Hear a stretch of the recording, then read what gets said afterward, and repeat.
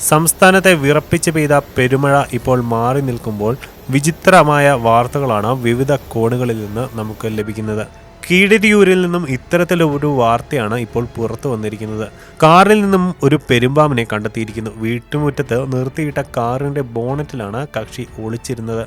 ഇതിനടുത്തുള്ള സ്ഥലങ്ങളിലൊക്കെ വെള്ളം കയറിയിരുന്നുവെങ്കിലും സലാമിന്റെ വീട്ടിൽ മാത്രം വെള്ളം കയറിയില്ല. അകാലപ്പുഴയുടെ കൈവഴിയായ നെല്ലിയാടിപ്പുഴയിൽ നിന്ന് 250 മീറ്റർ അകലെയാണ് ഇദ്ദേഹത്തിന്റെ വീട്.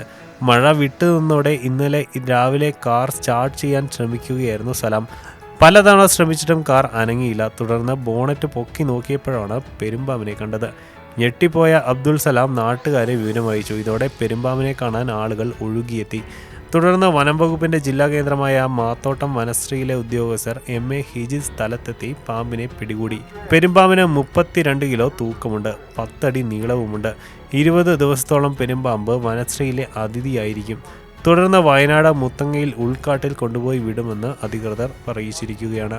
വെള്ളപ്പൊക്ക ബാധിത പ്രദേശങ്ങളിൽ ശുചീകരണ പ്രവർത്തനങ്ങൾക്ക് ഭീഷണിയായി പാമ്പ് ശല്യം പതിവായി മാറിയിരിക്കുകയാണിപ്പോൾ. ചത്തതും ജീവനുള്ളതുമായ പാമ്പുകൾ മലവെള്ളത്തിൽ ധാരാളമായി ഒഴുകിയെത്തിയിട്ടുണ്ട്. ജില്ലകളിലെ കിഴക്കൻ പ്രദേശങ്ങളിലും വീട്ടുമുറ്റത്തും കണ്ടതിൽ അധികവും ജീവനുള്ള വിഷപ്പാമ്പുകളാണ്.